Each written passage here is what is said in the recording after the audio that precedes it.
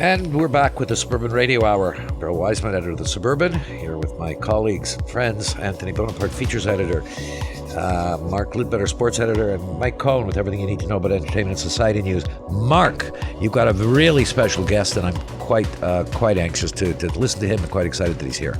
Well, that's right. I've got the president and CEO of the Montreal Grey Cup champion Montreal Alouettes, Mark Whiteman, on the line. And we're going to be talking about, believe it or not, we're less than about 20 days away from the first exhibition game of the season. Mark, welcome. Thanks for taking the time. Thank you. Thanks for the invite. I like the way that sounded with the intro of the 2023 Grey Cup. We never get tired of that. No, it's something you can get used to. Mark can repeat it 10 times, every day. Maybe we can go for a sweet repeat. Oh, God. I like that. There's his puns. Go, man. All right. Well, no, but it's true. Where did the off-season go? The draft is in the books. And like I say, May 25th, the Argonauts are here for an exhibition game at Percival Molson. And then you've got the Red Blacks on June 20th for the home opener. It's been a busy winter for you guys.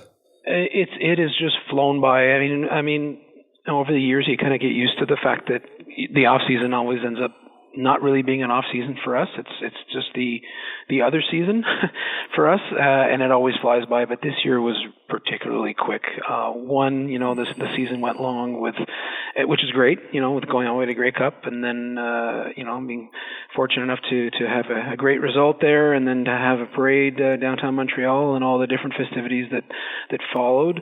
So that made our season last a little longer, and but we've had a ton of work to do. A lot of things we wanted to get done to get ready for the next season. We've been everywhere throughout the province with the Cup this off season, going and reconnecting with our fans, around Montreal, in Montreal, Quebec City, up in Chicoutimi, all over the Trois-Rivières, all over the province. Everybody loves to have the opportunity to not only meet our players, but to get a chance to see and touch the Grey Cup. So time has flown by, and here we are, as you said, training camp's right around the corner, and the games as well. And the thing is, something you guys were working on, and it was quite popular last year, were the theme games, because that meant not all the action was on the field from the players. There was a lot going on, and you guys have a whole bunch of them lined up here. Let's touch on some of the theme games for this year that the fans can enjoy. I know opening night, the opening home game is going to be a big one, obviously. Big celebration, the usual, I guess, CF-18 flyover and that. But you guys have got creative with some of the other games. Yeah, well, and even let's not forget that at the home opener, that'll be maybe our last official function, and tied in with 2023 Grey Cup, is we will get to unveil the 2023 Grey Cup Championship banner in the stadium that'll be added to the 7 others that have been there for all these years. So there'll be a little ceremony in the pregame for that, as well as we haven't announced who yet, but we'll have a band at halftime and a band in the pregame as well to make a big add to the festivities. But you're right. It's something that after spending a few years in hockey, I think we really see how you perfect it in hockey, where you want to have games stand out for other reasons, other than just what's happening on the ice, or in our case now on the field. And we want to have something that will entice fans of all ages and of all interests to come to our games. And so we have some themes that are geared towards families and young kids, like our superhero night. Yep. On July 6th. We're going to have, of course, something that's been really popular is on August 25th, we're going to celebrate the 50th anniversary of the 1974 Grey Cup and have a bit of a reunion and a special theme game that day. So there's going to be, I think, a lot of fun things to talk about around that one, because 50 years, can you believe it? It's gone by so fast, in the sense that it doesn't feel like that long ago that the Owls were winning the Grey Cup. And again, just building around different concepts that people can enjoy, like, beach night on the 25th of July and having a midsummer party. And again, the band and the music, that'll all be geared around that theme, just like the country game in September. Again, the idea here is to add to the entertainment, to give fans a reason to come and enjoy themselves, and maybe this will be the reason that'll hook them into saying, hey, let's go try this out, because there's still a lot of people that maybe haven't been to Percival Molson Stadium for a game. And you guys know this. Once you come to a game once at Percival Molson, you want to go again, because the atmosphere is amazing. Just fantastic. Yeah, two of the ones I'm actually looking forward to is the very nice 9/11 game honoring first responders.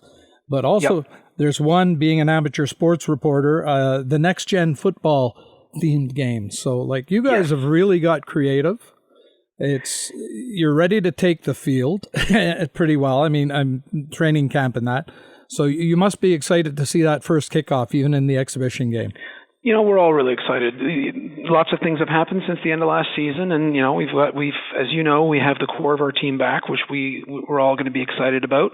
But we've got some new faces as well, and we just drafted some new players as well on Tuesday night. And so every season brings its share of surprises and exciting new players to get to see and discover.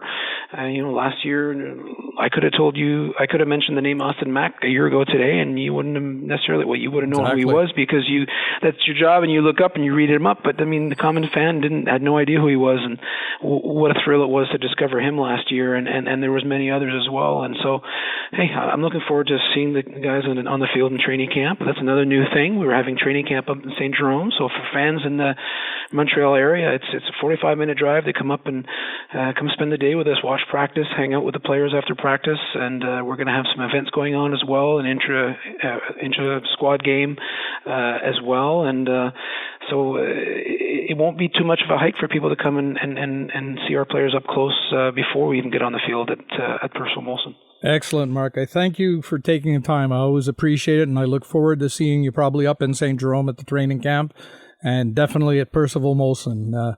You take care, and let's get that defending the Grey Cup going. Well, thanks so much. It's always a pleasure to speak with you, whether it be in a local arena or a soccer field, as you do such a great job covering minor league sports in the area, but also covering us as well. So look forward to an exciting season. Thanks so much for all you guys do to help talk about the Owls and hype up the season, and we'll see you on the field. A bientôt. Take care. Thank you. Cheers. Mark, that was terrific, and we really look forward to the season. And Mark Whiteman's presidency, he only, I think, took the position April 11th. Yep. But there's still stuff going on in the local scene, as there always is. Lac St. Louis is always busy. Yes, and the Lac St. Louis Taekwondo Quebec game selections, they made a successful return last weekend. They took over the Kirkland Arena so that they could do the selections for the Taekwondo team that'll be going to the Quebec Summer Games. And this was after a 4-year absence that was caused by the pandemic. So you had 4 teams, 4 clubs from the area: Académie d'Arts Martiaux Île-Bizarde, Interclub Taekwondo, MTL Taekwondo, and West Island Taekwondo that went to the mats in search of medals. The athletes competed in U7, U9, Youth, Cadet, Junior, Senior. I guess that'd be my category, Senior Plus, in male and female categories in different weight and belt classes. West Island Taekwondo led the way with 19 medals. Académie d'Arts Martiaux Île-Bizarde athletes had a 16-medal haul. MTL Taekwondo members were good for 17 medals, and Interclub Taekwondo took home 13 medals. Now, and then, I'm burning for this one. Yes, the dragon. You had to go there, didn't you? I was thinking of how to introduce dragons, and you had. Go ahead, do your thing. The Dragons earned silver at the RSCQ futsal championships, the provincials. That's the College St. Anne Dragons. They came away from the juvenile girls division with silver medals. That was caused by a 2-1 loss to College Esther Blondin, which was a bit of a payback for College Esther Blondin, as the Dragons had downed CEB by a 2-1 score in their opening matchup. Now, this is a group of players that have been in the finals in the past. 2 years ago in the Benjamin category, the girls won the provincial gold, And the team comprised of secondary 4 and 5 players now can add a silver finish to their portfolios. So that was good for them. And of course, we're working on next week. We're going to be featuring a young rising tennis star from Beaconsfield. We're going to have some Saint Laurent hockey success that they had at the regional championships, and the start of soccer coverage for the new season. Great stuff as always, Mark. Thanks very much. And Montreal, that's our show for tonight, the Suburban Radio Hour, with my good friends and colleagues, Anthony Bonaparte, features editor, Mark Lidbetter, sports editor, and Mike Cohen, with everything you want to know about entertainment and society news. I'm Bill Wiseman again. See you next week.